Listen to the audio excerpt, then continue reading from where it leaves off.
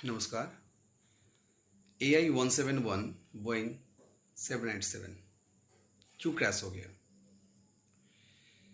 कोई भी एयरक्राफ्ट और एरोप्लेन क्रैश होने के लिए दो रीज़न रहता है।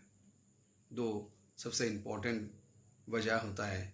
नंबर वन, उसका सिस्टम एंड मैकेनिज्म एरर, और दूसरा होता है ऑपरेटर एरर और मिसहैंडलिंग एरर, और जिसको हम एक सिंगल वर्ड में बोलते हैं कि केयरलेस। तो सिस्टम एंड मैकेनिज्म एरर में जो सबसे इम्पोर्टेंट पार्ट है वो है इंजन।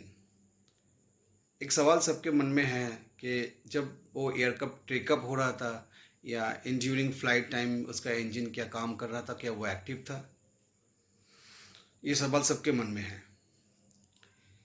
एक इंजन कैसे काम करता है जब प्लेन टेकअप होता है? जब एक प्लेन टेकअप होता है उसका दो इंजन रहता है। बोइंग 787 में भी दो इंजन था। इंजन का मेन काम होता है थर्स्ट पैदा करना, थर्स्ट को प्रोड्यूस करना। इंजन एयर को अपने ओर खींचता है, एयर एब्जॉर्ब करता है और एयर से उसका टरबाइन घूमता है और टरबाइन थर्स्ट पैदा करता है। अगर किसी भी वजह से इंजन में एयर आना रुक जाएगा या प्रॉपर एयर नहीं आ पाएगा तो इंजन थर्स्ट पैदा नहीं कर पाएगा। और एक फ्लाइट टेकअप और लैंडिंग के लिए हाई थर्स्ट का बहुत ज़रूरी है। हाई थर्स्ट नहीं होने से एक फ़्लाइट कभी भी टेकअप नहीं हो पाएगा। तो क्या AI-171 का इंजन काम नहीं कर रहा था? क्या वो इंजन फेल था?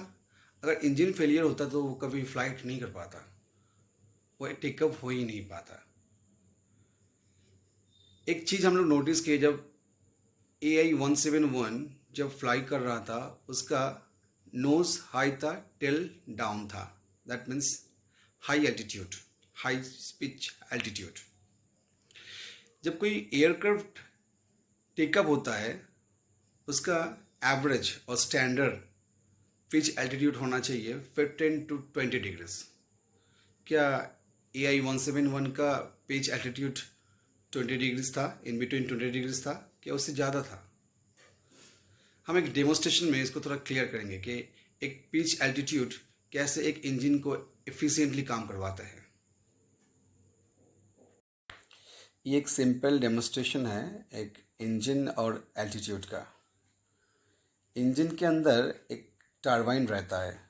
इंजन हवा को अपने ओर खींचता है।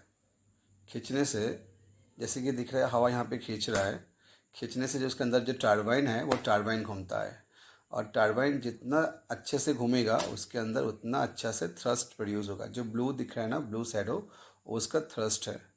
जितना अच्छा टरबाइन घूमेगा उतना थ्रस्ट प्रोड्यूस होगा। बट जब प्लेन या एयरक्राफ्ट जब हाई एल्टीट्यूड में फ्लाई करता है, मतलब जब उसका नोज़ जितना हाई हो जाएगा उस समय क्या होगा, वो ये इंजन उतनी हाई क्वांटिटी में एयर को अपनी ओर खींच नहीं पाएगा, एब्जॉर्ब नहीं कर पाएगा।